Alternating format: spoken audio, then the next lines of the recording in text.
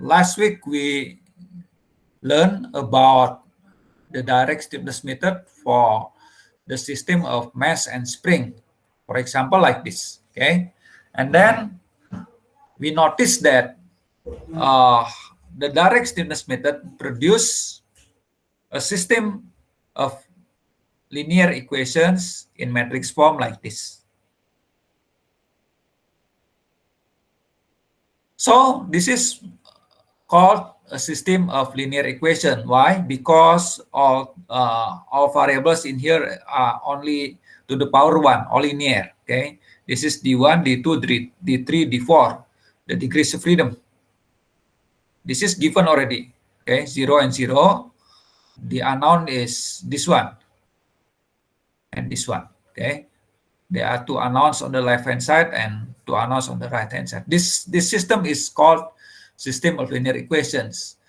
Well, to understand the system of linear equations, we need to recall some concepts or theorems from linear algebra. So today, first I'm going to discuss about some concept from linear algebra before moving to the next topic of the direct stiffness method. Okay, let's begin. So, review of some concepts of linear algebra.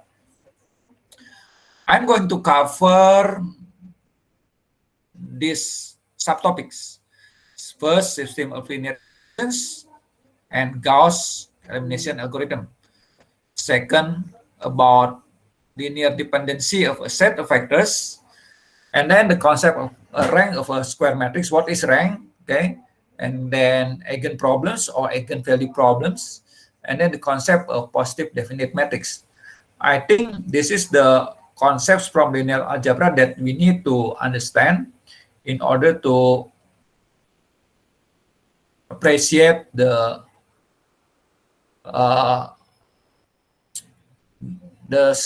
linear system of equations, okay, in the direct stiffness method. Well, in general, the problem is like this, right? We have some coefficients, A11, A12, let's say up to A1n, and A21, A22, A2n, up to A1, AN1, AN2, ANN. So this is a system of n equations. We have n equations. The rows indicate equations, and n unknown variables, x1 up to xn. So the given data is the coefficients and the right-hand side, P, in general like that, okay? We can briefly write the system of equation using matrix notation as follows. A, this is the matrix of coefficients. X, the matrix of unknown. B is the matrix of given data in the right-hand side. Our problem is to obtain the values of x satisfying these equations. Okay. Okay. For example, this is three equations in three variables. Okay. 2x plus y plus z equals 1. The second equation for x plus y equals -2. The third one is -2x plus 2y plus z equals 7. We can write this system of equations like this. Okay, this is the coefficients. This is the unknowns. And this is the data on the right-hand side. The basic procedure to find a solution, if any, is the Gaussian elimination. So we are going to illustrate how to obtain the x, y, and z. The steps is like this. First, we write the augmented matrix AB. Okay, let me write in other form. I think in dash.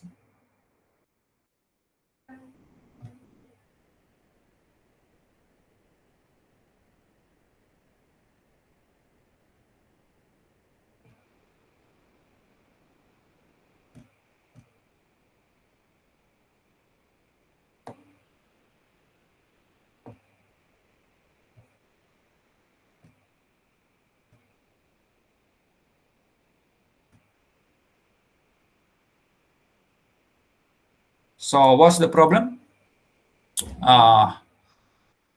This one, right? So we write the augmented matrix 2, 1, 1, 1.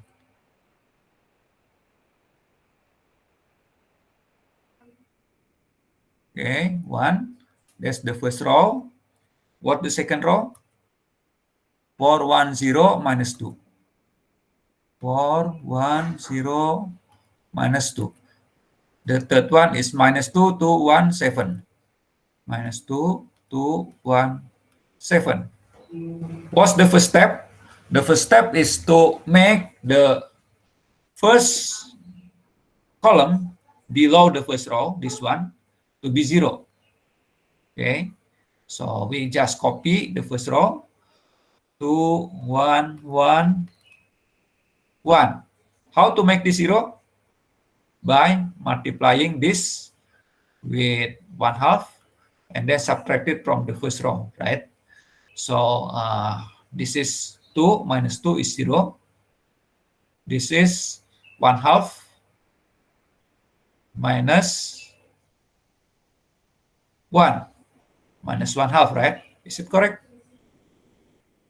Minus 1/2 and then 0 minus 1 minus 1 and then minus 2. Oh, sorry. This is minus 1 plus 1. 0, right? Sorry. I may be wrong. Yes, 2 minus 2. 0 minus 1. 1/2 minus 1 minus 1. 0 minus 1 minus 1. Yes. This is minus 1 minus 1 minus 2. Okay. And then how to make this 0? Yes, just 1 times and then add. This is 0. I add, become 2. Add this, become 2. And then add this one, become 8. Okay, that's the first step. The next step is to make this 0. Okay, so we just copy the first row, second row, and then how to make this 0? Divide it by 4, or we multiply by a quarter, and then add, right? A quarter or 2 by 4 minus 1/2. Yes, 0, correct. This is 1/2 minus 1 minus 1/2. And then this is 2 plus minus 2 becomes 0, right? Okay. And then what's next? After this process, we know that the equations become, this is corresponding to x, y, z. So this is minus 1/2. Z is equal 0. So Z is what? 0, right? And then we go back to here. Minus 1/2 x minus, oh, no, not x, y, minus z equals minus 2. But z is 0. So we can write, so from here we get that y is 4. Is it correct? And after that, we move to the first equations. 2x plus 1. If 1, it means y plus z equals 1. But we already know what is z, 0, and what is y. This is 0, this is 4. This is 1. So we can obtain x. This is minus 3. Is it correct? And then we get that x is minus 3 over 2. That's the solution, right? So we get the solutions. X, the unknown is minus 3 over 2, 4, 0. This called Gauss elimination. Consists of 2 steps. The first step is elimination. The next step is substitutions, back substitutions. This is called back substitutions. Back substitution. Okay. That's how to compute this one. But this is, I found that this is different results. Is there any mistake in my calculation? Because the final should be 211 minus 1 minus 2 minus 4. But my answer before is not like that. Is there any mistake? Minus 1 minus 2, 1 minus 2, 0 minus 4, 0 minus 4. Yes, there is mistake. What's the mistake? 2, 1, 1, 1. Yes, 4, 1, 0 minus 2. This is correct. Minus 2, 2, 1, 7. What's the mistake? Can you notice? I think you should, I don't know, but I got for the second row, I subtracted with with 2 times of the first row. So for example, for 410, first I see the first row, it's 2, so 2 times 2 means 4, so 4 subtracts 4, and then I got 0. Oh, you multiply the first row, you mean? Yeah, I Okay, multiply the first row with 2, and then I subtract the second row with the first row. Yes. Sorry, maybe that's the mistake I made.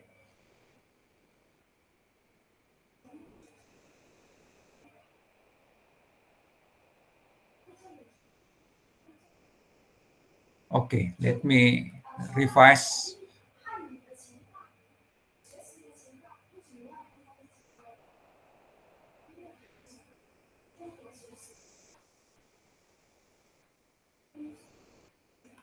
Okay, what I should do is this multiply by 2, right? So 4 minus 4, 0, 1 minus 2. Is it correct? Yes. 1 minus 2. So Negative minus 1. 1, 0, minus 2. Minus 2. Minus 2, and then minus 2. Minus 4. Minus 4. Okay, thanks. And then how about this? The third row, just add them all together, right? yeah. 0, 2, and then 2, correct? And then 8, like this. Okay, good. Yes. And then next, maybe this is also wrong. The one that I should multiply is this one. Okay, sorry, not on the. So this is on the pivot row. In the pivot row, I should multiply with 2 times, right? This is multiply by 2, and then add. This is.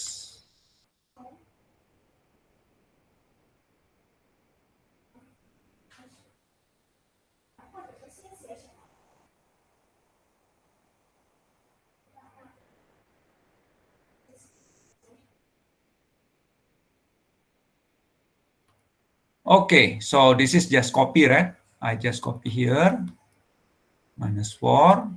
And then what should I do is multiply this by 2 and then add 0 in minus 4 plus 2 is minus 2, correct? and then minus 8. Wait, sir. May I see the first matrix again? Okay, this one. Yes, I think in the slide, the third row is -2, Sorry. -2, 2 and Negative 1. 2. Okay, negative Negative 2, 2, 2 and 1. 2. Okay, this is wrong. Thank you. I write the problem incorrectly. So this is 2. It's the same. The 2. second matrix, it The should be second, 3, 2, and 8. this is 2, 3, and 8. No, I mean 3, 3, 2, and 8. 0, 3, 2, 8. 0, and then 3, 3, 2, and 8. Okay, good. Already correct now. Next, -2, minus 1 is 1, -2, just copy. And then how to make this 0? By multiplying by 3, right? Yes, by Not 3 2, on 3. the second row, from the second row. And then subtracted from the second row. 0. This is -6 plus 2, -4. Correct?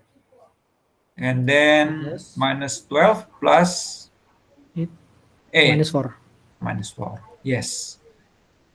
So I should revise this one.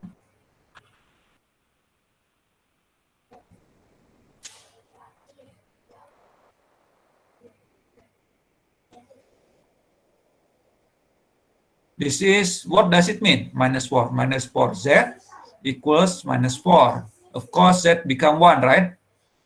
And then this from the second equations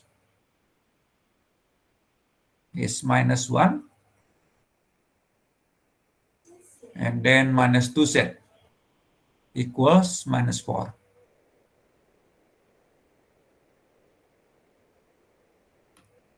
-1 minus 2z equals -4. So what is y? Y is minus 2z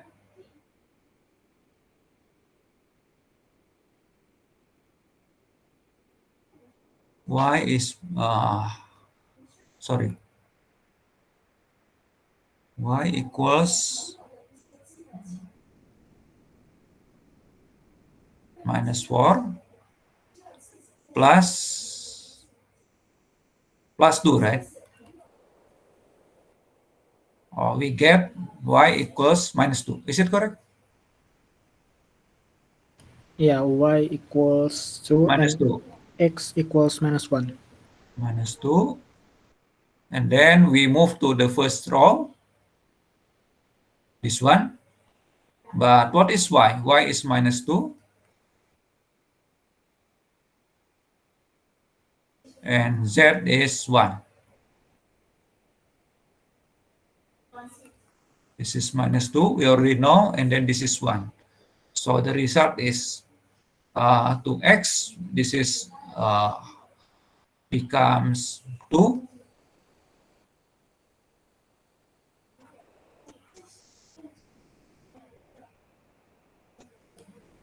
And we get x equal 1. Okay. Not this one, but we can write that x equal to 1 minus 2 and 1. Is this correct? Okay, that's Gauss elimination, right? 1 minus 4 minus 4. Let me see. 1 minus 4 minus 4. Yes, this one.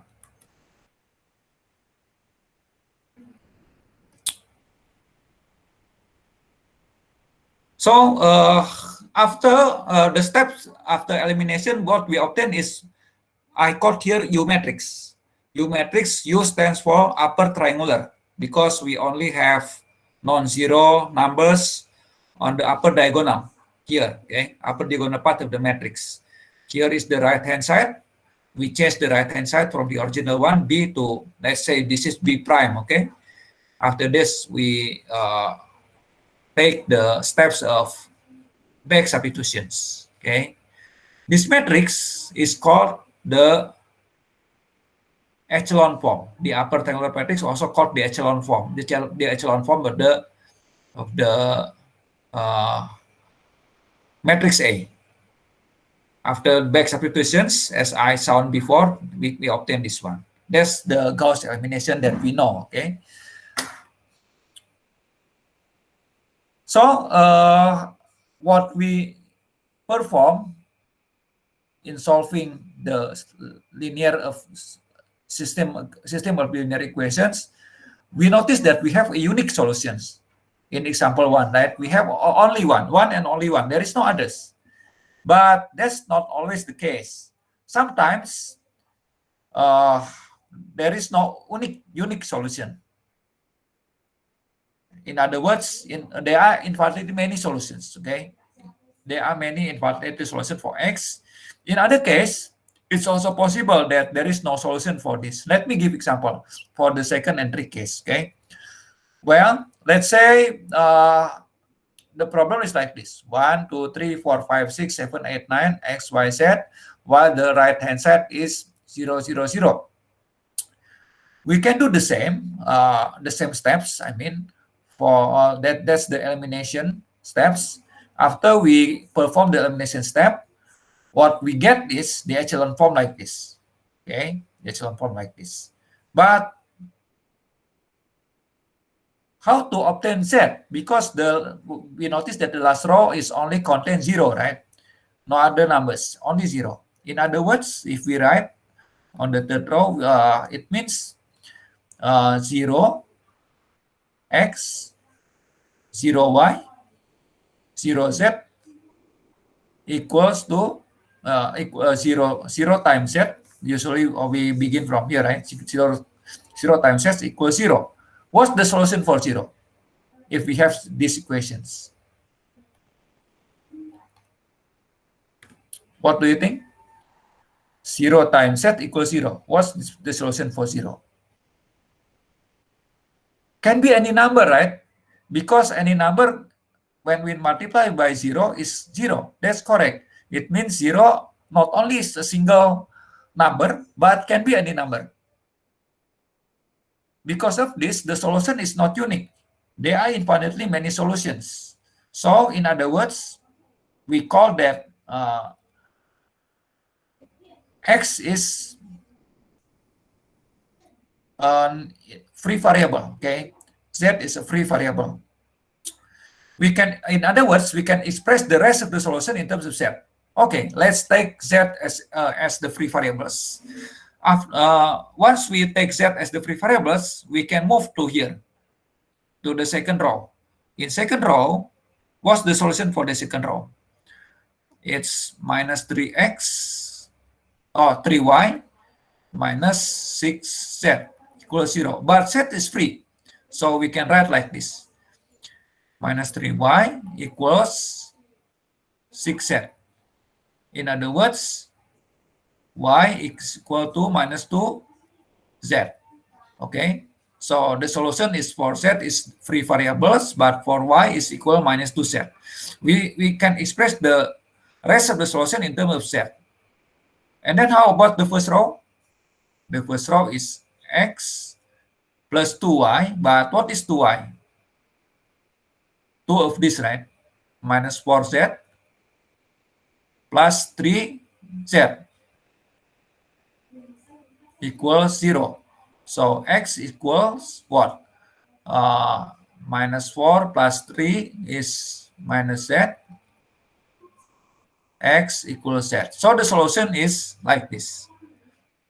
Z, and then minus 2z. And then for the first row is z. or we can write like this, okay? Any questions?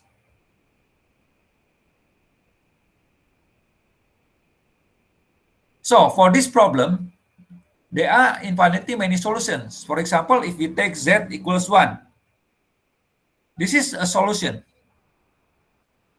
If we take z1, you can check.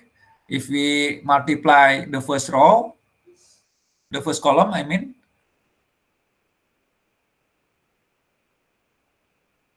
the first column with 1 minus the second column, for example, 1 minus 4 plus 3. 1 plus 3 is 4 minus 4, 0, right? Correct. You can check for the second row and third row, all 0. This is the correct solution. But that's not the only solution. Of course, when you take z equals 0, of course, that's also solution, right? It means 0, 0, 0, of course, the solution. That's called trivial solution. This is non-trivial solution, except for z0, that's trivial, we call trivial solution. The non-trivial solution is for z non-zero. In other words, for this problem, there is no unique solution. We have many solutions, okay? Okay, this the third type. Let me give example. The same as before, 1, 2, 3, 4, 5, 6, 7, 8, 9. But the right-hand side is 0 to 1, 0 to 1. After we perform the Gauss elimination, we will obtain the echelon matrix like this. Again, the last row is all 0. But is there any solution for these equations? No. Why? Because we see when we perform the back substitution, this is 0z, okay? It means 0z equals minus 3. Is there any solution for this problem? Find a number, when we multiply it with 0, get minus 3. No solution, right? So this is, we call it inconsistent row. And thus, therefore, this problem has no solutions. So we notice that when we have a system of linear equations, there are 3 possibilities. One unique solution, there are infinitely many solutions, or no solution. How to know? What's the indication? What's the what's the rule of thumb? Okay, is there any theorem? Let's notice at the U matrix. We notice that a system of linear equations, let's say n by n, has a unique solution when the U matrix in the first problem. Please notice the U matrix. What's your observations for this problem? No 0 rows, right? No 0 rows. The U matrix is no 0 rows. For this condition, yes, it has unique solution. It has infinitely many solutions or no solutions when, what's the case? How about the U matrix? It contains 0 rows, right? It can be 1 or 2 or more, right? So if our echelon form contains 0 matrix, it means there is no unique solution. Okay? Because the number of 0 rows is important in the determination whether a system of linear equation has either infinitely many solutions or no solutions, actually the number of non-zero rows is called the rank of the matrix A. Okay, rank of matrix A. We call the rank of matrix is the number of non-zero. Zero is equal to the number of non-zero rows in matrix in the echelon form of the matrix A. Okay, but actually the definition of rank is not this. The definition of rank is actually the number of linearly independent rows or columns in matrix A. This is the formal definition of a rank. Rank of matrix. What is a rank of matrix? The rank of matrix A, a square matrix A, is the number of linearly independent rows or columns in matrix A. But what is linearly independent? Okay, we need to learn about this concept, okay? So we are going to talk about linearly dependent and independent sets of vectors. Each rows of a matrix or each columns of a matrix, we can view it, we can regard it as vectors, okay? So actually matrix we can regard as a collection of row vectors. We can also view it as a collection of column vectors. So when we have a matrix, actually we have a set of vectors. Let's say we have a set of vectors like this. A1, A2, AM, collection of vectors, okay? And we have numbers, alpha 1, this should be alpha 2 up to alpha n, okay? If we multiply its vectors with its numbers like this, alpha 1, A1, alpha 2, A2, alpha m, AM, and then sum up all together like this, or we can briefly write in the sigma notation like this. It means the summation from 1 to m of multiplication numbers and vectors. This form is called linear combination of these vectors. Okay, is it clear? This is called linear combination. This is just a name for this form, linear combination. What we mean with linear combination is this one. Okay. So we say that if we have a set of vectors, a collection of vectors, 1, 2, up to m, they are linearly dependent set. These vectors are linearly dependent if at least one of the vectors is linear combination of the others. What I mean is this. We can express, for example, let's say I have 3 vectors, A1, A2, and A3. Okay, this is 3 vectors. And then we can write like this. A1 is equal to, for example, A2 plus A3. Okay, we can write this. If we can write like this, in other words, we can express one vectors in terms of 2. It means that these 3 vectors is not independent. In other words, dependent, linearly dependent. Okay.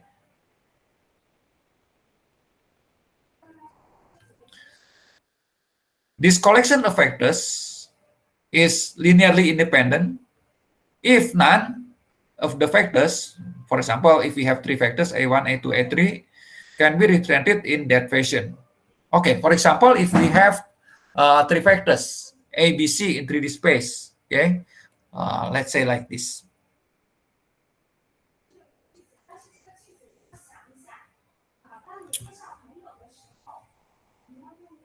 We have coplanar vectors in 3D space. Coplanar, it means in the one plane. For example, this one, we have vector A, this is vector B, this is vector C.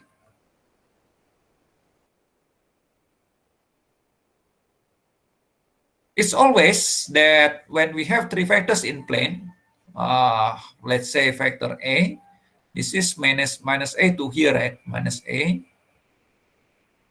It seems that I can write A is the summation of B. I can move C to here.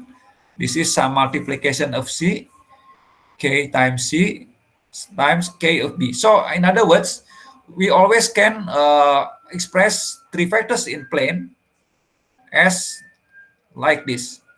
A plus B equals C times some constants here. In other words, C is always, we can always express in terms of numbers alpha 1, alpha 2, and alpha 2b. Okay, multiplication of numbers and vectors of others. That's called this 3 set of vectors called linearly dependent. Okay, is it clear?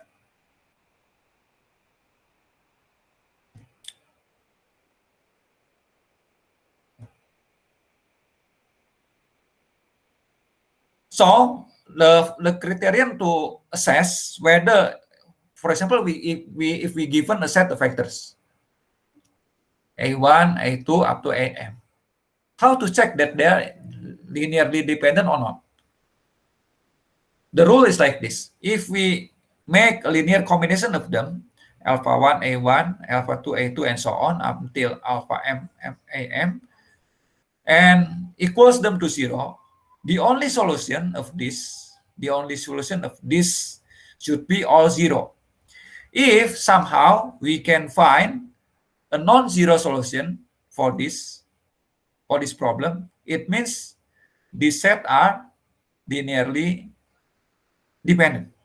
Okay, linearly dependent. That's the criteria. Again, the set is linearly independent if and only if the solution of this is all 0.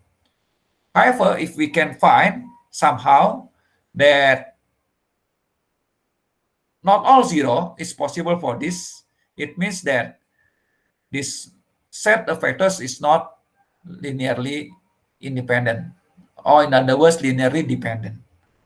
Okay, let me give examples to make it clear.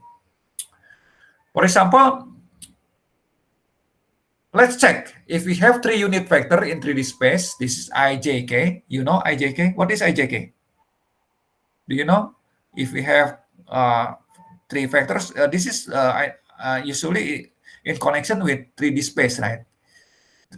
3D Cartesian coordinate x, y, z. We can draw 3 vectors like this, 3 unit vectors. This is I, this is j, this is k. And what is I? I is 1, 0, 0. That's the components of I. The component for j is 0, 1, 0, and j is k is 0, 0, 1. Please check whether I, j, k are linear or linear dependent or independent. How to do that? We use this criterion. Okay. This criterion say, oh, let's make linear combination. Okay, let's make linear combination. So this is alpha 1, first vector, alpha 2, second vector, alpha 3, third vector. And sum up them to 0 vector. The next question is, what's the solution for this problem?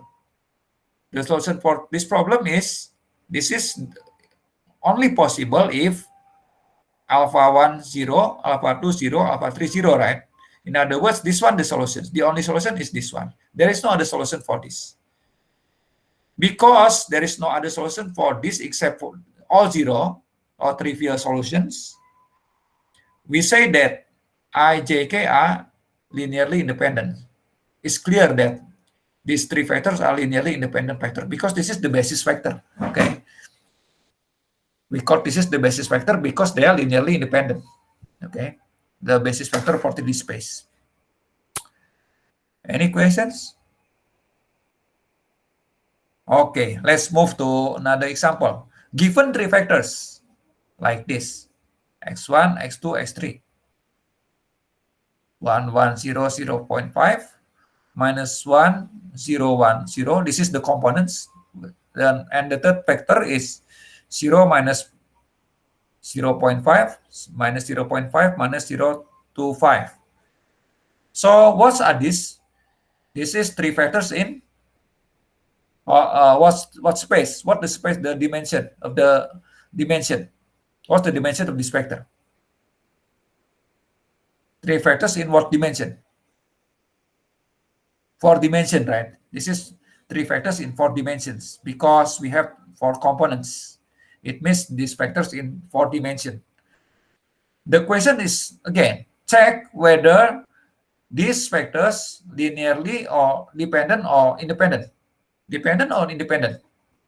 How to do that?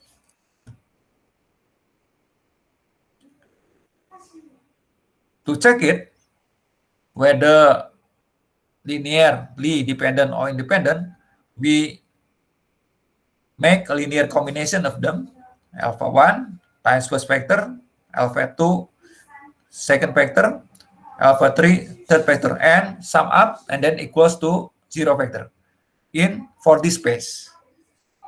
I know this is in for this space because they are 4 components and its components corresponding to a basis. Okay, so we have 4 bases. A space with 4 bases called for this space. Okay, for this space. This is 3 vectors in for this space.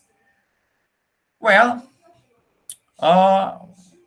let me do in how to check this. The next step, let me do in Paintbrush here for the example 2. Okay.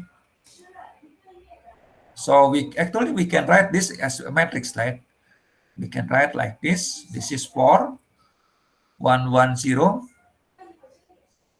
0, 0.5, and then minus 1, 0, 1, 0.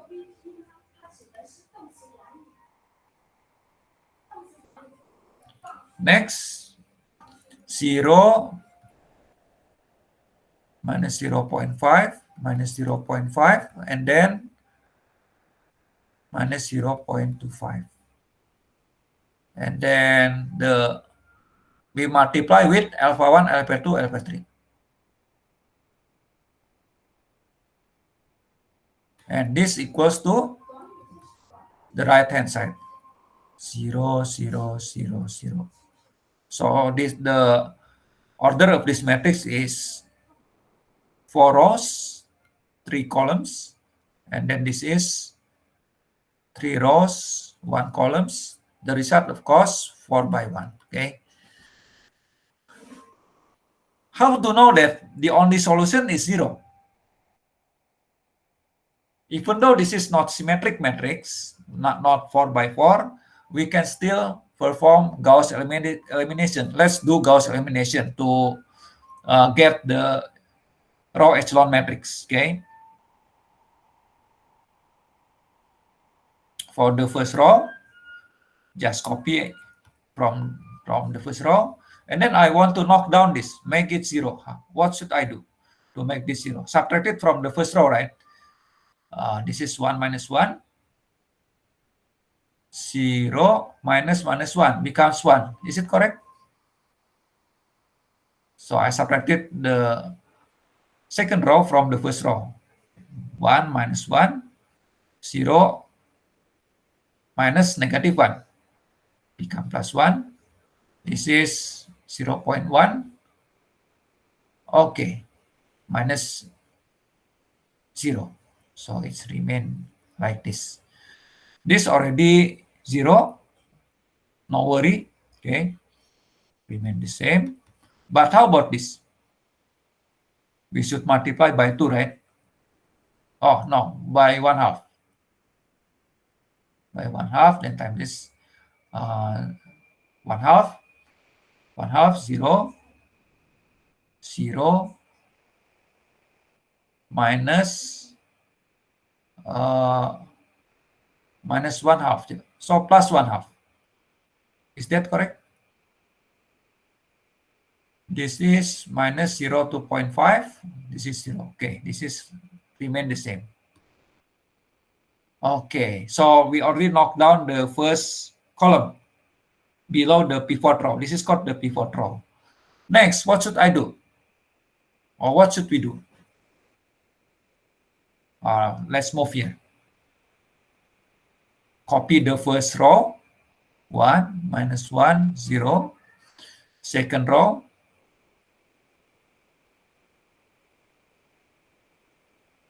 This is just copy the first column. I want to now to make this 0 to become 0. What should I do?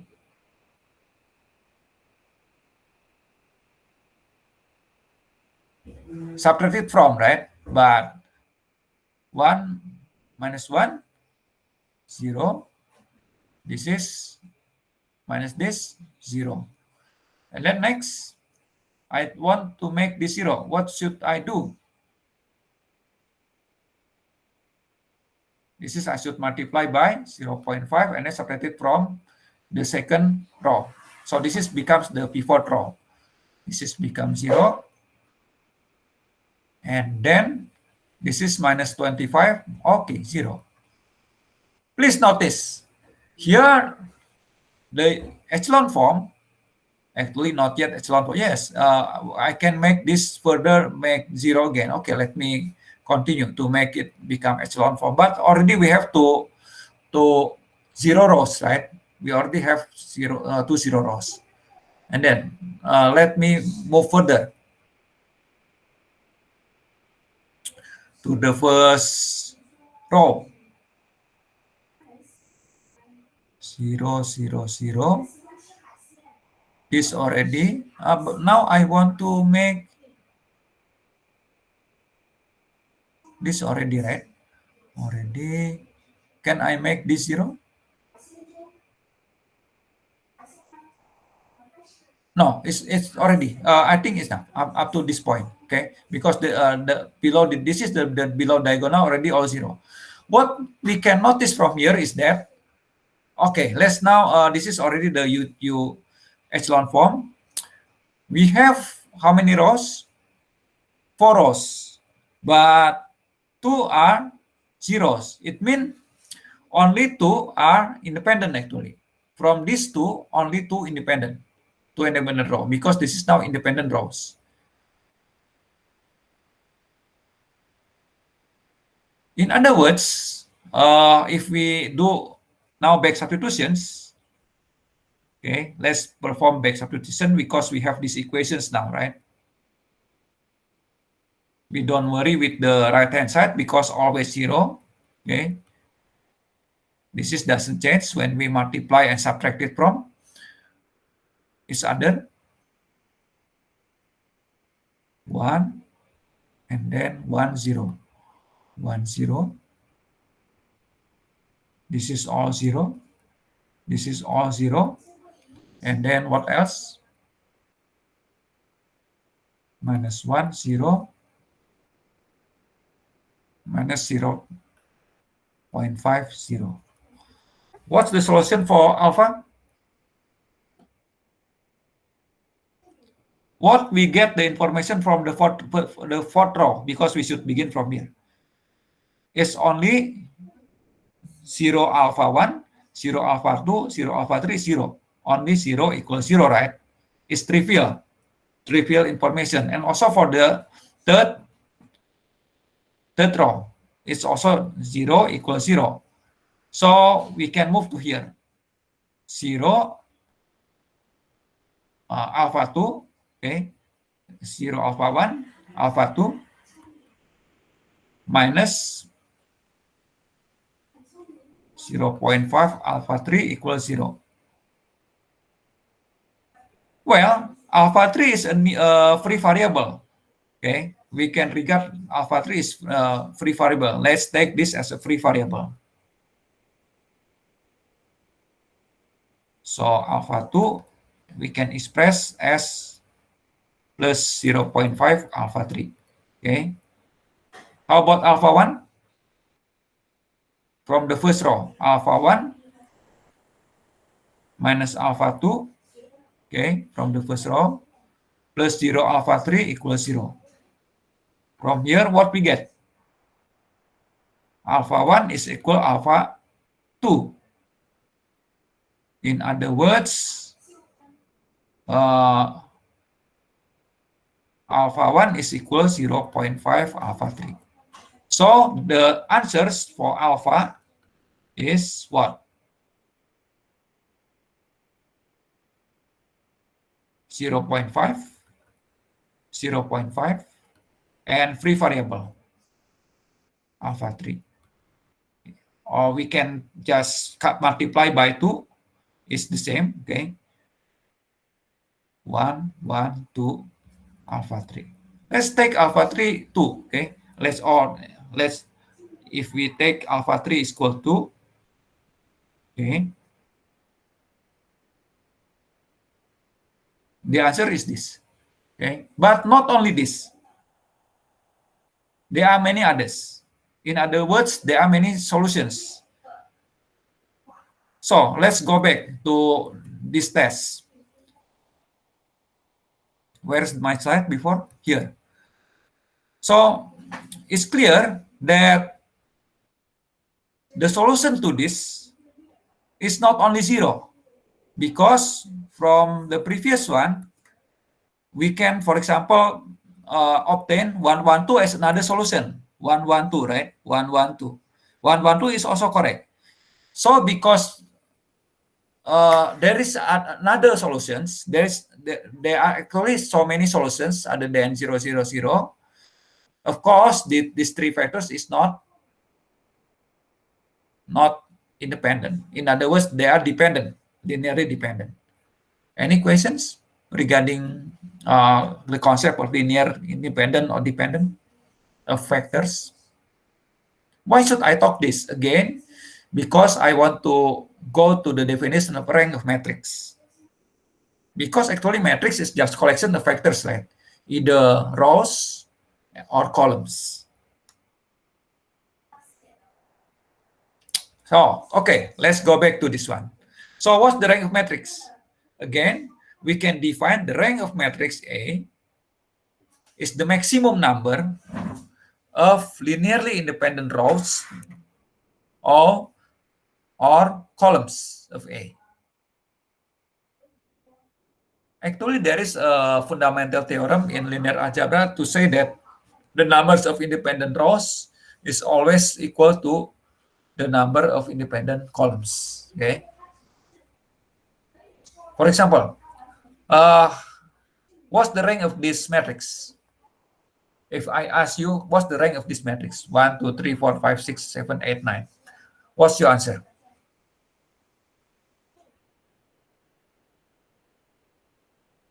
What is rank? This one, right? The number of linearly independent rows or columns. So we can check either from rows or columns. Let me say check from columns. Okay, from columns.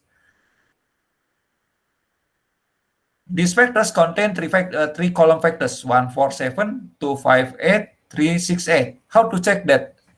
If we combine them, in other words, let me check with the rank of that matrix. We have 3 columns. That's the first column is 1, 4, 7. The second column is 2, 5, 8. The third column is 3, 6, 9. Okay. So what is the rank of matrix? The rank of matrix by definition is the numbers of linearly independent rows or columns. So either we can check the rows or column. Here I check the columns. How to check that these three factors are dependent or independent? By multiplying by alpha 1. Okay. Multiplying by alpha 2, alpha 3. And then perform like this. And then let equal them, sum up them equal to 0. Can we find alpha 1, alpha 2, alpha 3 such that there is non-zero solution? Of course, if you say, oh, alpha 1, alpha 2, alpha 3 is 0, that's a solution because all 0, right? When you put this 0, this 0, this 0, yes, that's a solution. But the question is there any others except 0, 0, 0? Or the trivial solution, the obvious solution? The answer is yes. For example, yes, by the same analysis, Gauss elimination, and so on. For example, if I propose this one, let me propose another solution is 2 times. Yes, like this. This is 1. This is minus 2, for example. This is 1. Is that the solution? Let me check. Let us check. Okay. 1 times this one. Okay. 1, 4, 7, minus 2, 2, 5, 8, plus 1, 3, 6, 9. What's the answer? 1 minus 4 plus 3. The answer is what? Can you tell me? For the first row? 0, sir. Second row? 4 minus 10 plus 6. 4 0. minus 10 plus 6. Yes. The last row. 7 minus 16 plus 7. Plus 9, sorry. 7 plus 9, 16. Minus 16, 0. So, this is the correct solution as well. But non-zero solution. In other words, what? There is another non-zero solution. In other words, that these three rows are not linearly independent. So the rank should be less than 3 because this is the 3 norm. Now let's remove the three factors. Let's say we only have 2. Remove the first column. 1, 4, and 7, right? And then the second factor is 2, 5, 8. Let's ask question again. Are these two factors dependent or independent? What do you think? How to check that? Alpha 1 plus alpha 2.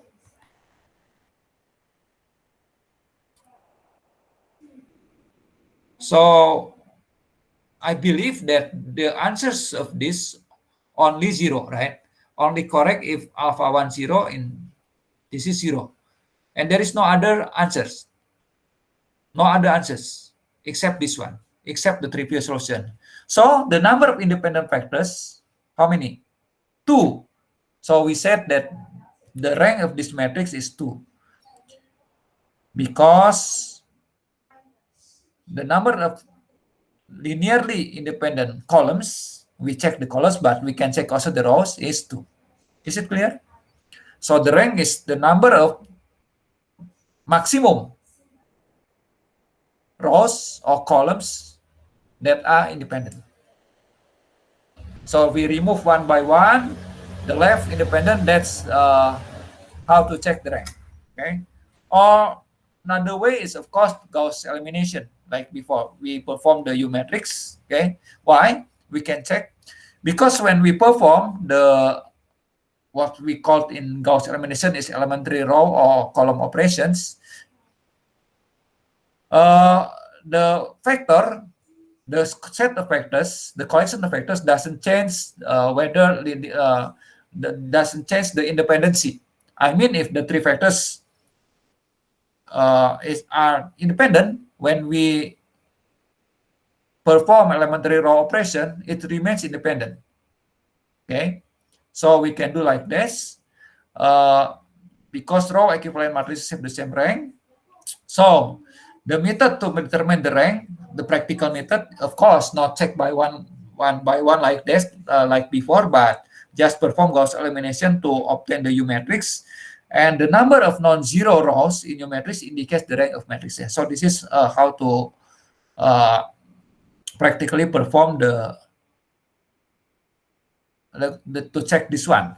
Let me demonstrate to you, okay? Again, Gauss elimination. Check the rank of this matrix. Let me do here. The matrix is easy to remember because it's just 1, 2, 3, 4, 5, 6, 7, 8, 9. And then copy the first row, 1, 2, 3, okay?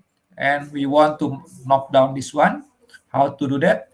Multiplying the first row by 4, right? And then subtract from 4 minus 4 is 0. 5 minus 8 minus 3. 6 minus 12. Is it correct? 6 minus 12 minus 6. And then for this one, I want to knock down to become this 0. It means I should multiply by 7. 7 by 7 minus 7, 0. 8 minus 14 is minus 6. 9 minus 21 9 minus 21 minus 12, right? Okay. And then this just copy. This just copy. I want to knock down this one to make this 0. That's my target. What should I do? I should multiply the second row by 2 or minus 2, okay, and then add them together. So 6, this is 12 plus 12, 12. But look, we have all 0 rows. The rank is the number of non-zero rows. Why? Because this is the already independent rows. When we have 0 rows, it become dependent. Dependent. Okay. So the rank of matrix A, we said that the rank of matrix A is 2. Is it clear? So this is the practical way to compute the rank of matrix A. Just count the number of non-zero rows in the echelon form.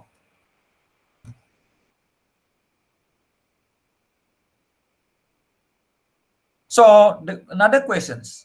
We already know what is linear or linear dependent or independent and the rank. Why the rank is important for the system of linear equations? Because we have theorems like this. Let R the rank of matrix A. For example, this rank of the matrix is 2. Okay.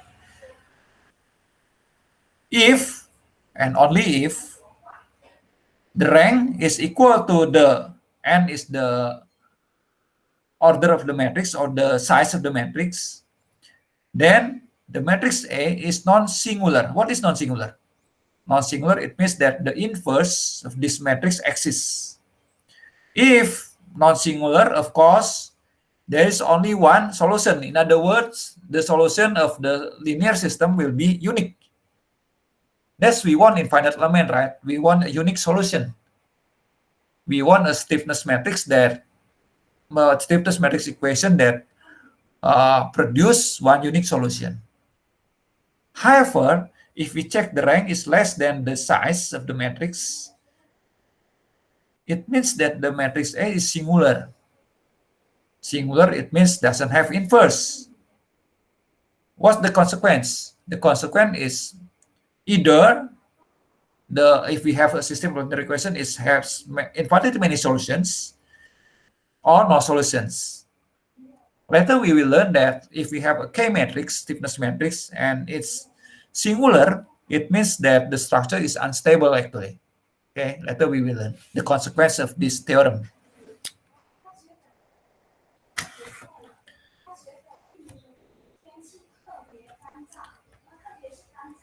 And furthermore, if we have a homogeneous, it means the right-hand side is 0, system of linear equation like this. The only solution of this is, of course, 0. If x, the rank of x is n, okay? Because we have inverse, okay? If we have inverse, the only solution is 0, no other solution. We only have trivial solutions. If we want somehow to have non-zero solution, what should we do for A? It should be singular, right? In other words, the rank should be less than the size. A matrix whose rank is less than its order is called rank deficient. So actually rank deficient is a matrix that the rank is less than it should be. Okay, that's rank deficient. Any problem? Any questions that we want to discuss? Okay, let me discuss how to compute the rank in MATLAB. If we have matrix A, it is like before. This is 1, 2, 3, 4, 5, 6, 7, 8, 9, Then how to compute the rank in MATLAB? Just use this comment, right? The rank of A. Can you guess the result will be what? Should be 2, right? Does MATLAB agree with me? I think so. Yes, 2, right? So it's easy to use MATLAB, okay, to calculate the rank of the matrix.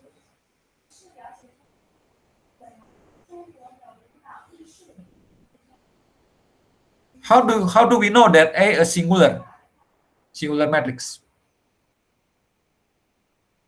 Except the rank. Is there any other methods to check whether a matrix is singular or not? Anyone else? Equals 0. Pardon? The determinant equals Yes. to 0. Fantastic. Correct. Just check the determinant of A, right? The determinant will be, for sure, will be 0. Okay. It's a very small number. Actually, something to the 10 to the minus 16 is practically 0. This is because of the some numerical errors that MATLAB doesn't produce 0. Okay. But actually should be 0. Okay. Well, any questions? If no, let me continue with some theory from linear algebra. So we already know the concept of rank, right? That's important concept in finite element. Okay.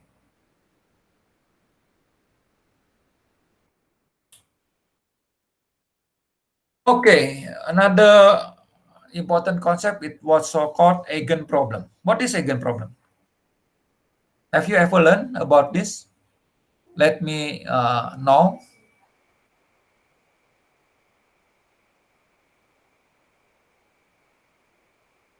In what subject have you learned before? Please give me answer.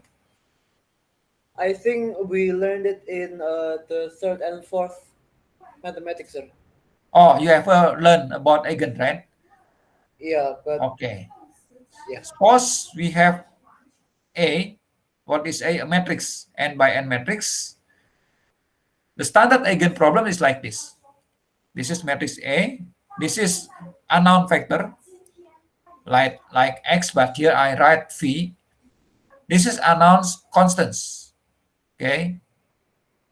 The problem is to find constants and V, non-zero constants, of course, non-zero constants and V actually can be 0 as well. But what I mean eigenvectors is we want to find numbers lambda, not V, lambda, and vectors V such that this equation satisfies. These numbers, lambda and V, that satisfies this equation called eigenvalues, and the corresponding vectors is eigenvectors. Okay.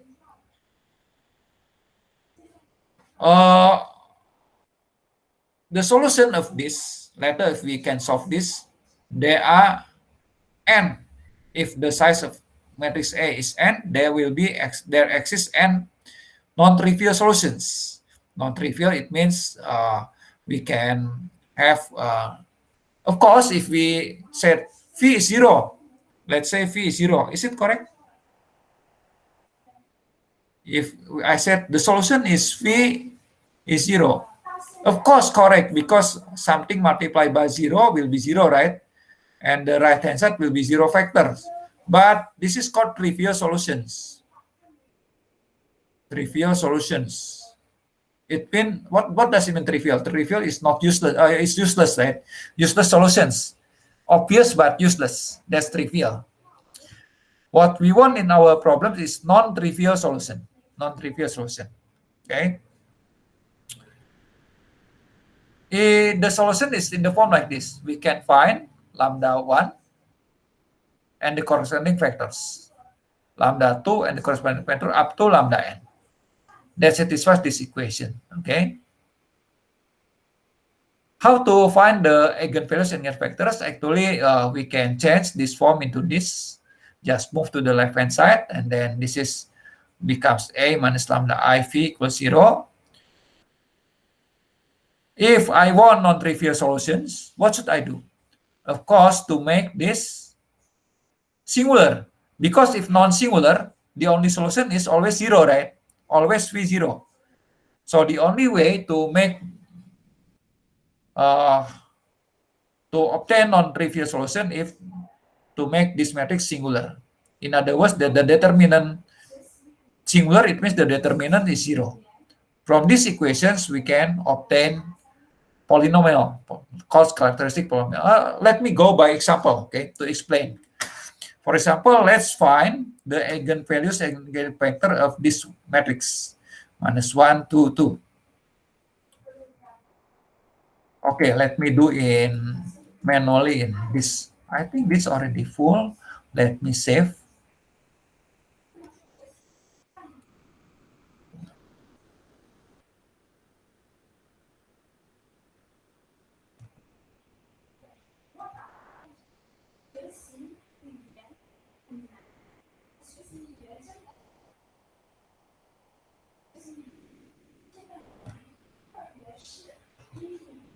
Today is, what's the date? 10 September, right? Later I will share with you through WhatsApp, okay, for these notes. Let me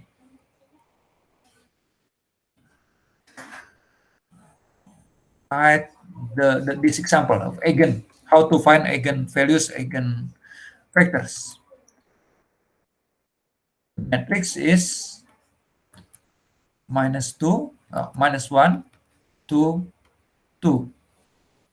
What's the eigenvalues of this? So what we want, of course, like this, right? A minus lambda I, this is V, equals 0. A is -1, 2, 2, 2. What is I? Identity matrix. 1, 1, 0, 0.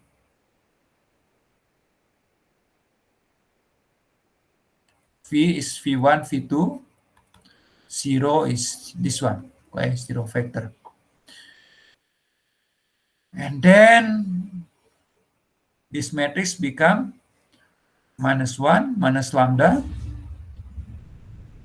and then 2, and then this is 2, 2 minus lambda.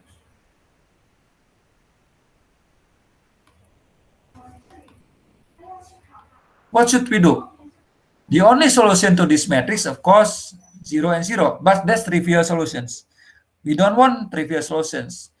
To obtain the non-trivial solutions, make this matrix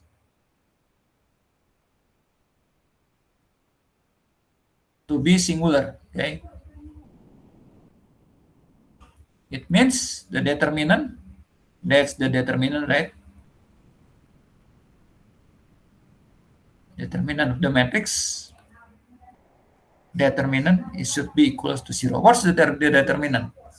Determinant is this one.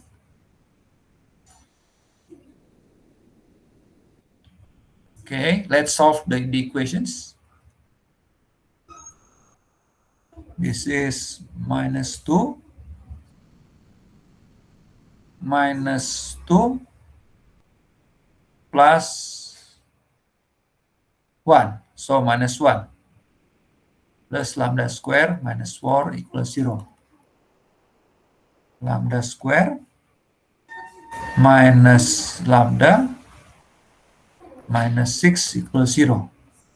Okay, and then next we can find the solutions. Lambda minus 3, lambda plus 2. Is this correct? So the solution is lambda 1 from the lowest is -2, right? And then lambda 2 is 3. We have two eigenvalues. This is called eigenvalues. How to obtain the eigenvector? Obtain the eigenvector, let's go back to these equations, okay? Let's say lambda 1 minus 2. So I go to here, -2. minus 1 minus minus 2. So plus 2. Okay. And then 2, 2. And then what? What else? 2 minus minus 2. 2 plus 2.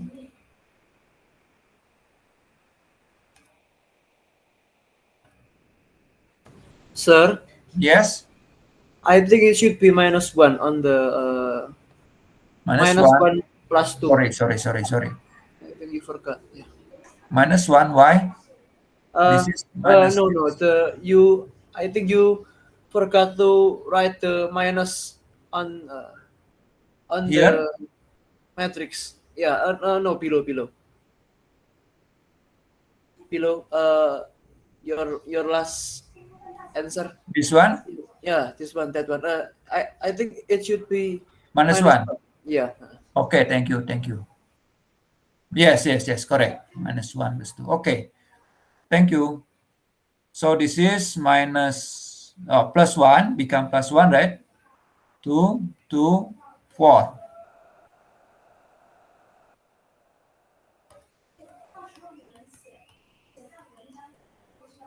But this is, of course, what's this? Singular, right?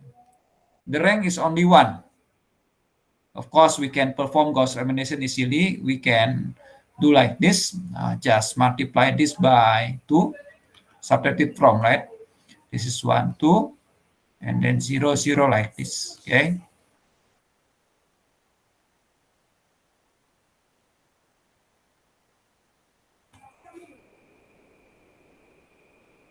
Okay. After this is the echelon form matrix. What does it mean? It means we have free variables because we have 0 rows. Let's take the first row, V1 plus 2V2 equals 0. And let's take V2 as the free variable. So the answer is V1 minus 2V2. We express the variables in terms of free variables. It means there is no unique solutions. In other words, we have the factors for the answers is like this. So the first eigenvectors is V1. Let's say V2 is 1. Oh, let's express in terms of V2. This is 1. This is minus 2, right? So this is the V. We call this is the first eigenvector. So for eigenvalues minus 2, eigenvalues lambda 1 minus 2, there is a eigenvector V1, okay, that's minus 2, 1. These eigenvectors, okay. Similarly, we can calculate for another eigenvector 3. Let's calculate 3. If we minus 1 minus 3 become minus 4, right? Minus 4. This is 2. And then 2.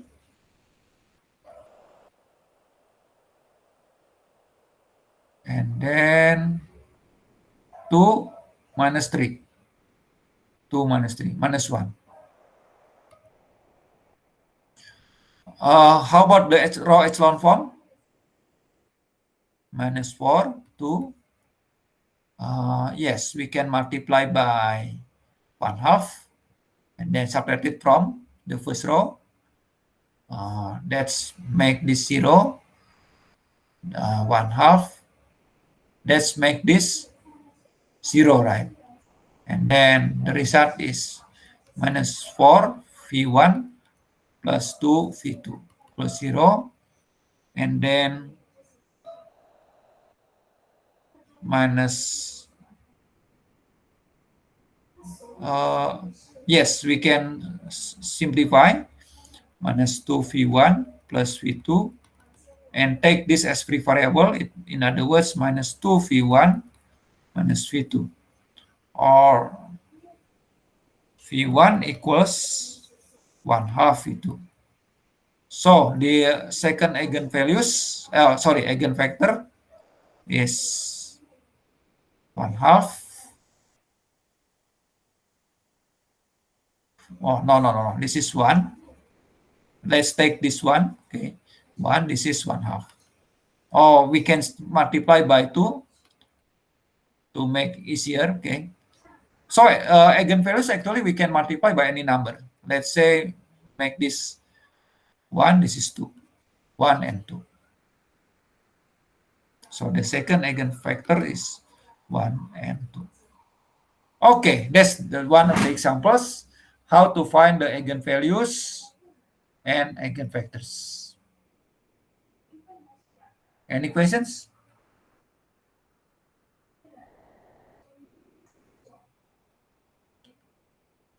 So a matrix of n by n, what my example is 2 by 2, right? But a matrix of n by n will have n eigenvalues and n eigenvectors. That's what I mean in here. In MATLAB, how to calculate the eigenvalues and eigenvectors? For example, I want to calculate the eigenvectors of A and eigenvalues as well. It's easy, just like this. Let's type help. I want to copy the format. This one. To find the eigenvalues and eigenvector is this one, okay? Like this. So eigenvalues will be in this matrix. We locate in this matrix that will, and then the eigenvectors will be in V. Okay. Okay, this the eigenvectors V. First eigenvectors, second eigenvectors, and third eigenvectors. The eigenvalues is this one: 16, -1, and 0. Okay. We notice that we have 0 eigenvalues here.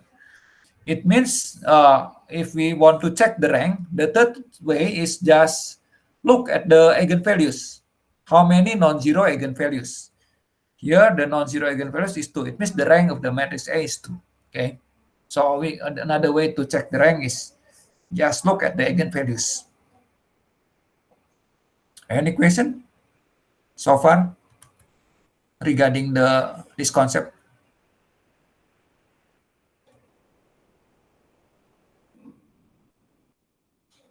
Okay, good. Now, if no questions, let me proceed to the last concept that we need to know, because this is also quite important in finite element. That's positive definiteness of a matrix. Okay, positive definiteness of matrix. What is positive definite? If I have a symmetric matrix A, like stiffness matrix, okay, may I call the stiffness matrix positive definite or not? What's the meaning of a positive definite matrix? Okay, the definition is like this. If we have a symmetric matrix A, this is only applicable for symmetric matrix A, okay, and a column vector X, any vector of the same order. Let's say this is n by n, X is n by 1, okay, like this. So the matrix is n by n, and the vector is n by 1. To understand the positive definiteness of matrix, let's make a product like this: X transpose A X. Okay, we multiply A by X in front, and here in the back we multiply by X transpose. Okay, let me give example. For example, let's take this matrix, okay? Let's take, I think I move again to here. Oh.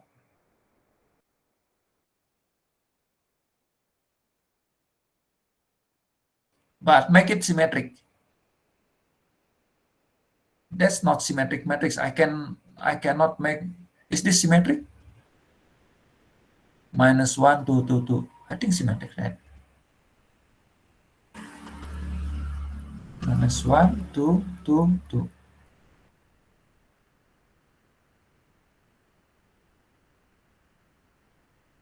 Yes.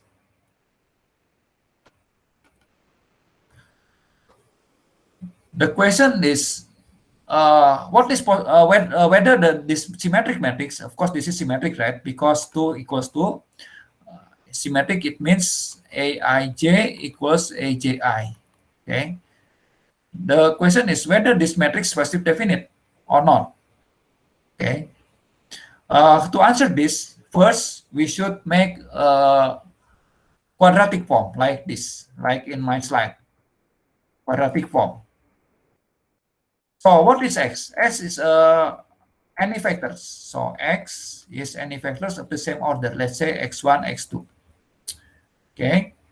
And then if we multiply ax, what's the result? This is 2 by 2.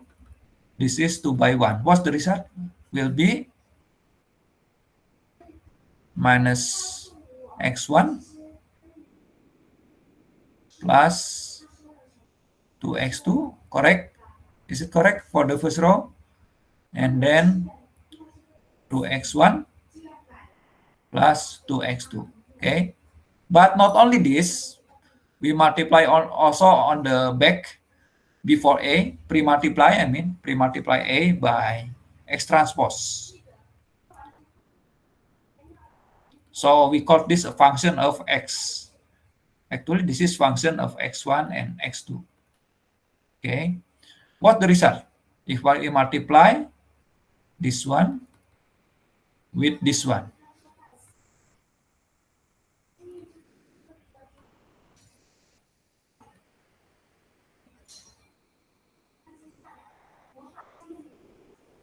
The result is minus x1 square plus 2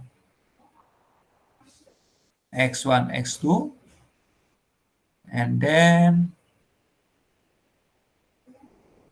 plus this one, right? 2 x1, x2 plus 2 x2 square. This is called function of x1, x2. This equal to minus x1 square plus 4 x1, x2 plus 2 x2 square. Okay. Matrix A is positive definite if and only if, of course, that's because definition, if only if we can make sure that this function f, okay, this function is always positive for any x1 and x2. Okay, again, let me repeat.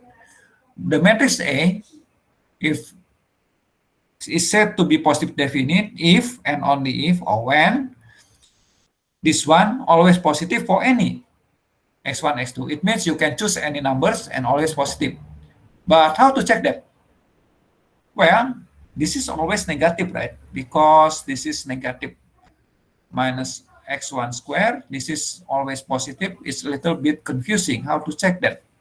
Is there any guarantee?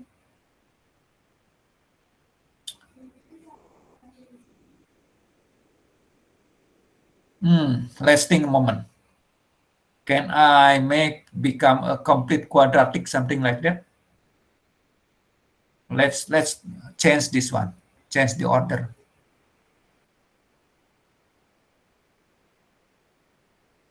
Just try it. Okay, try.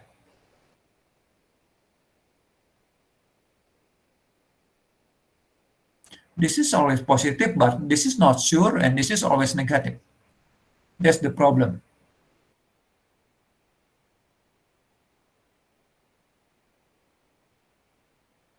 Let me try like this.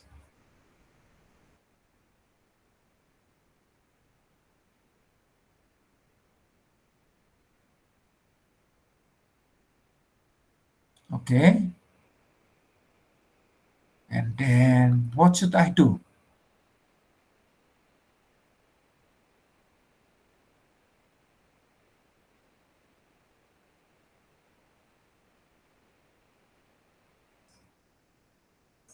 X2, let me plus something. Can I make it like this?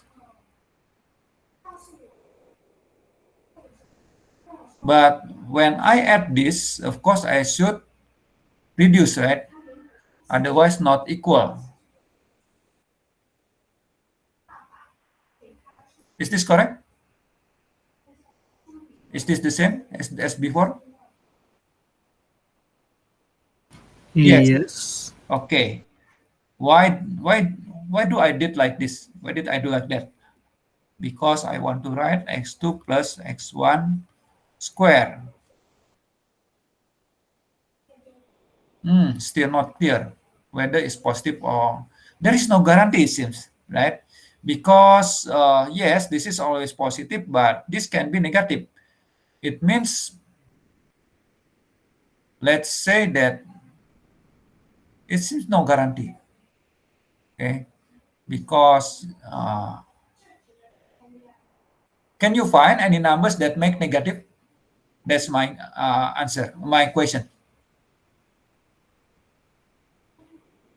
For example, x1 equal 1, but x2 0, right? Let's say like that. And then the result, the function of 1 and 0 is 2. This is 1 minus 3. This is negative. Oh, yes. There is no guarantee. If there, we cannot show that we cannot show that it's always positive. It means not positive definite. This is not positive definite. Okay? Do you get the point?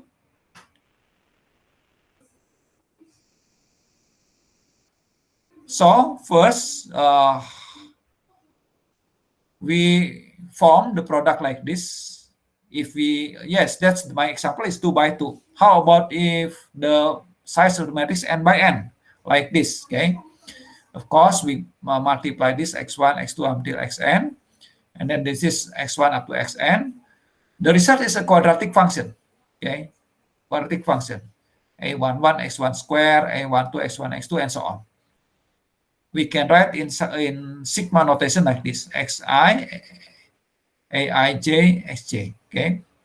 This is called pure quadratic function because only quadratic and two variables, quadratic forms, pure quadratic forms. We said that matrix A is positive definite when the quadratic form, this is called quadratic form, this one, is always positive for all x. Of course, not 0, not including 0, because if you put 0, becomes 0, right? That's the definition, okay? Another term that very close to this one, similar, is positive semi-definite. Positive definite is possible that this function is 0, okay? Not only positive and 0 for x other than 0.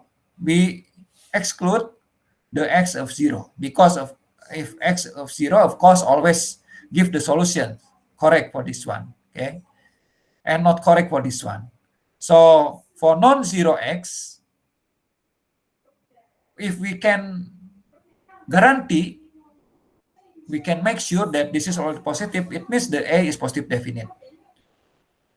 Or if we can make guarantee that it's positive or 0, that's called positive semi-definite. Any questions? That's the definition.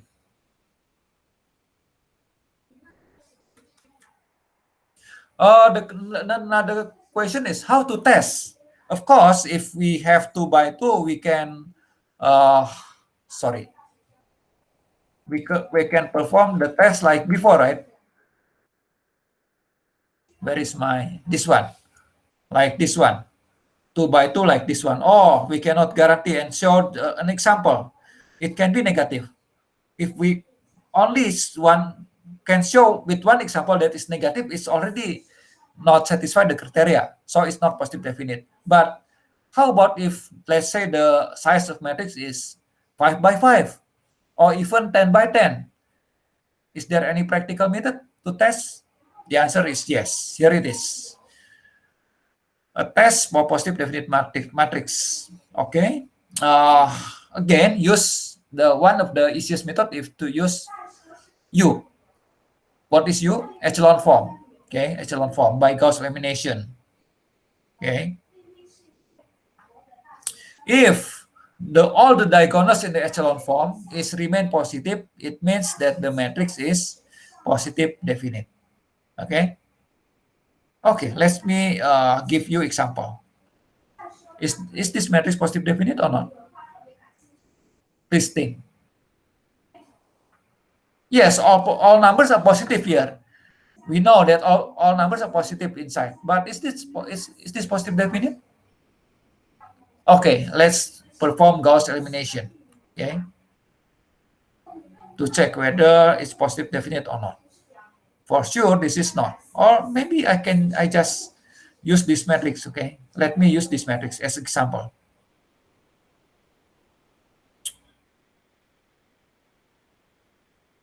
The matrix is what? -1, others 2.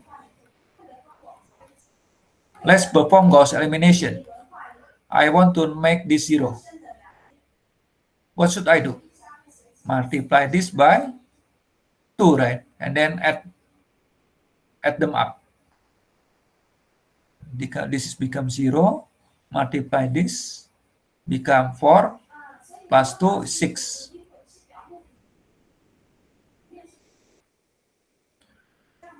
Okay, we can see directly that in the diagonal, we only have one positive number. That's 6. This negative. It's not positive definite. Not positive definite. It's clear. Okay. Another question is, can we make this positive definite? Can we make this matrix become positive definite? Yes. What should we do? For example, I give another example like this. Okay. For example, this is I change to 4, 2, 2, 2. Is this positive definite? Let's check. Check it out. This is 4, 2. And then let's perform Gauss elimination. This is times what? 1/2. And then subtract it to 2 minus 2. Okay, 0. 2 minus 1. 2 minus 1. 2 minus 1, right? So this is 1. Already echelon form, so it seems that these are all positive. So this is positive definite. Okay, how to check algebraically? If you use algebra, we should change this one, right? If we change the first become 4, it means this become 4. Okay, this become 4. And then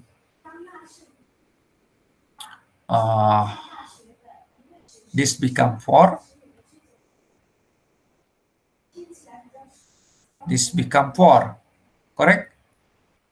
This become 4. No.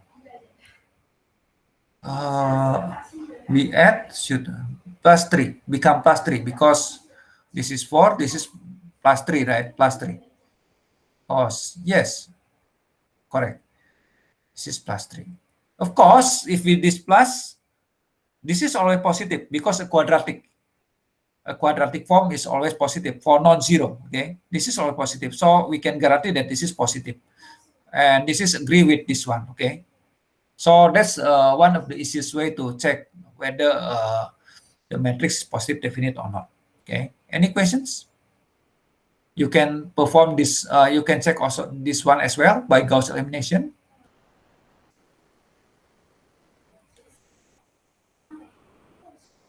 Okay. Well, this is some useful MATLAB comment that you should know when we use MATLAB for solving finite element problems. What's this? This is for solving the linear equations, right? The first one is for solving the problem of linear equation like this.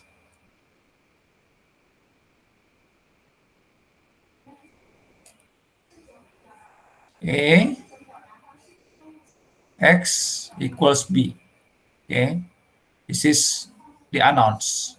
So the x is a, left division b. It means MATLAB will perform Gauss elimination. Okay, this to solve for a. Please don't use inverse. Okay, why? Yes, it will give the same answers, exactly the same for this problem, but this is inefficient. Computing inverse is not an efficient way to get x, to obtain x. Other useful comment is determinant. You already know the rank, eigen, and this may be new to you. Anyone knows this one?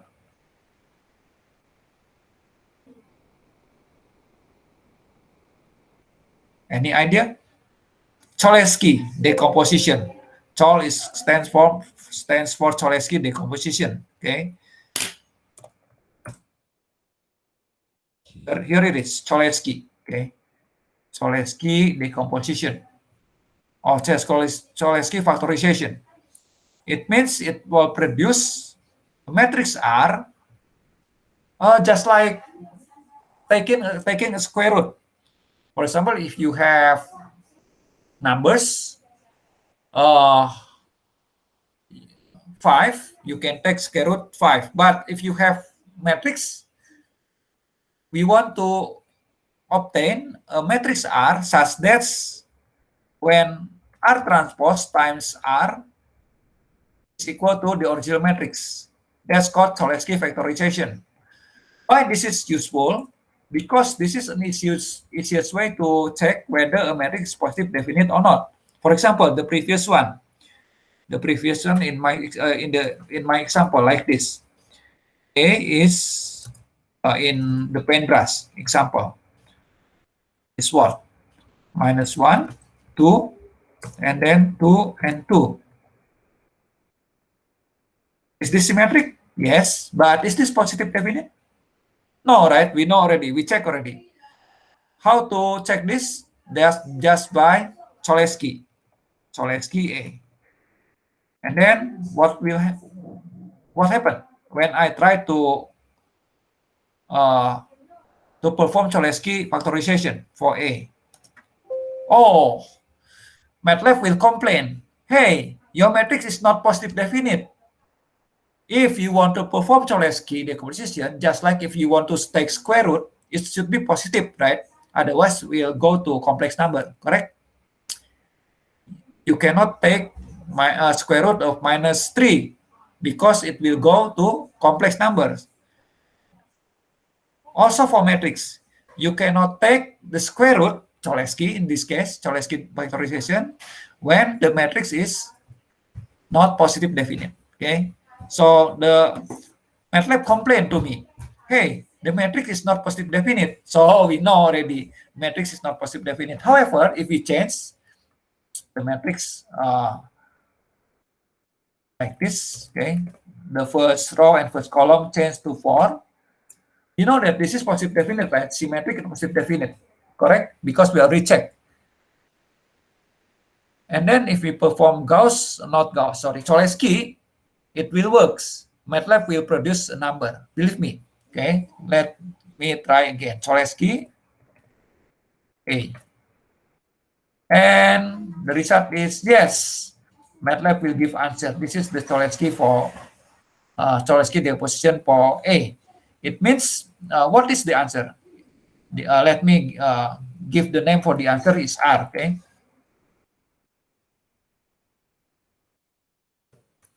Let me store the answer to matrix R. It means that if I multiply R transpose times R, it gives back to A. Okay, that's a kind of square root. Okay, a kind of square root. You know, we can always take the square root of only positive numbers if we want the real answer. For matrix, if we want to take factorization, Cholesky factorization. Cholesky is, I think, a Russian person, right? A Russian name. So we should make sure that the matrix is positive definite. Okay. So that's a kind of easiest way to check whether matrix is positive definite or not. But actually, there is another way. Aside from U matrix, we can check use determinant, but not only the determinant of matrix A, but also for the first, I mean, for example, I want to check whether this matrix is positive or not. We can check the determinant of A, and then also we should check. So let me tell you. What should we check if we want to check this one, use determinant method? One is already positive, okay. But how about the determinant of this one? Okay. What's the determinant of this one? 24 minus 25. Oh, minus 1, negative. I can sure enough that this is not positive definite. Okay, let me check use MATLAB to make sure that Cholesky, okay? But from the determinant test, it's already sure that this is not positive definite. Okay, 1, 2, 3. Okay, let's check use MATLAB. What's the matrix? Let's say this is the matrix B, right? 1, 2, 3, and then 4.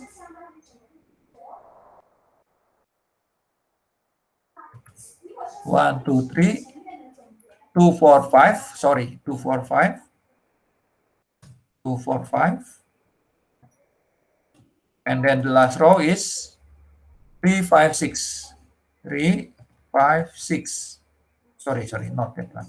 3, 5, 6. Okay, is this symmetric? Yes, but is this positive definite? All numbers is positive, correct. In matrix B, all numbers is positive, but let's perform Cholesky decomposition. Cholesky of B. Oh, the matrix, the MATLAB complains again to me. Hey, B is not positive definite. Yes, I know because I already checked use determinant. Okay. Any questions regarding positive definiteness of matrix? So the answer is no. For number 1, this also no. You can check by yourself, okay? Using this method. Oh, the third method. Another way to check whether a matrix positive definite or not is to see the eigenvalues, okay? Okay, let me show you the eigenvalues of B. One of the eigenvalues negative, so it's not positive definite. It's easy, right? A positive definite matrix produce only positive eigenvalues. So there are several ways to check. Well, that's some concept from linear algebra. Any questions for today's lecture?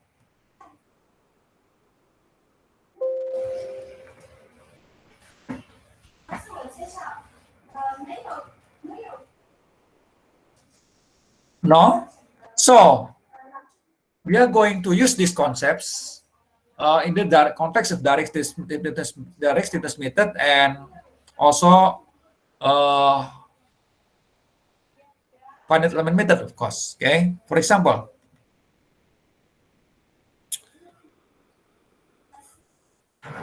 we know that. Okay, let me use the empty space here.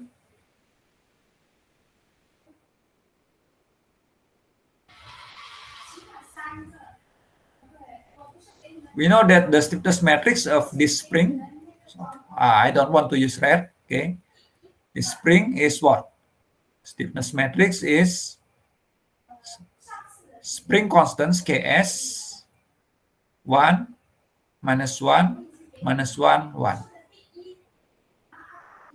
My question is this a symmetric matrix? Yes, for sure, symmetric. Stiffness matrix always positive. But my second question, what's the rank of this matrix? Please give me answer. What's the rank? Rank of K.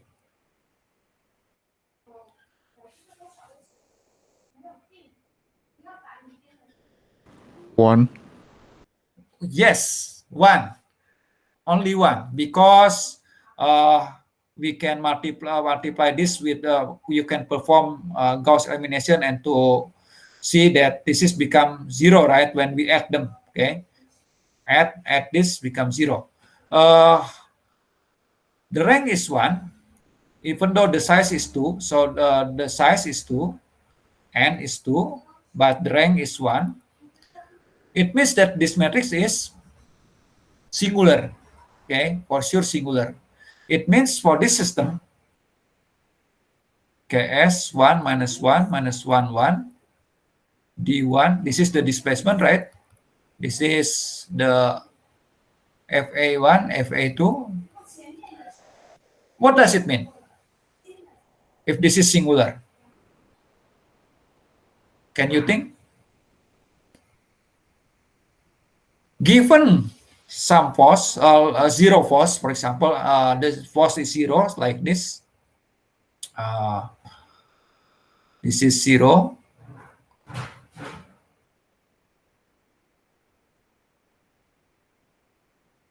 Zero force. It means there will be non-trivial solution or non-zero solution. What does it mean physically? For example, let's say if I give the solutions for D is 1 and 1. 1 and 1, right? Will produce 0, right? Correct, yeah? Non-zero solution. What is 1 and 1, actually? Actually, this is 1. Move to here 1. This is D1, and then move to this one. It means move without any stretching or compressing, okay? Stretching or what's the opposite of stretching? Become shorter, okay? Compress. No deformation. This is called what's so-called rigid body motion. So the matrix is singular because it contains rigid body motion, right? Rigid body motion.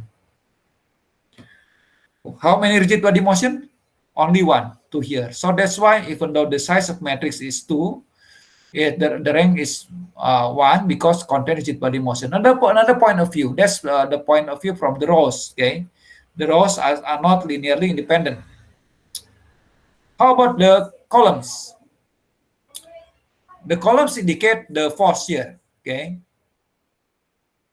The force is also not linearly independent. Why? Because FA1 and FA2 should be, what's the summation of FA1 plus FA2? Should be 0, should be in balance, right? Because the spring should be in balance or in equilibrium. FA1 plus FA2 is 0. But this makes, what is FA1? That's the first row, right? This is actually, the first row is equal to FA1. The second row is equal to FA2. Because of this, you see that 1 and 1 is solution because it makes 0, right? This is like 1 times the first row plus 1 times the first row and 0. This is alpha 1, alpha 2 is non-zero but makes 0.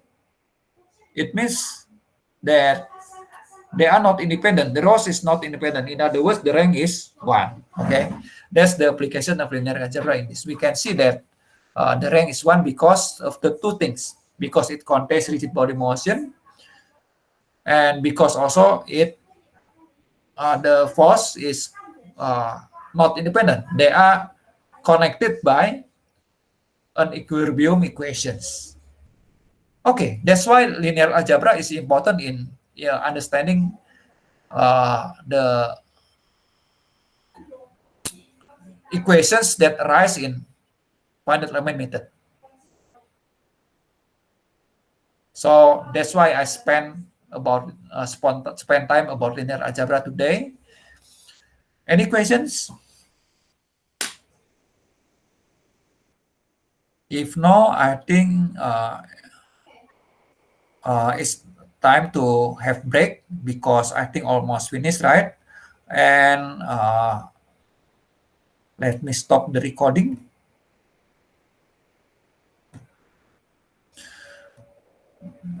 Miss Angeline, please fill in the attendance list. Okay, sir. Will you show slide or just do manually? I will do it manually, sir. You know already who come, right? Yeah. All come or not today? There's one student didn't come. Okay. Please fill in the attendance list. Any questions? If no, the time is up now. I will post a homework about linear algebra, maybe one homework again very soon, maybe next week or before next week. Please check the Tontera. Okay, see you.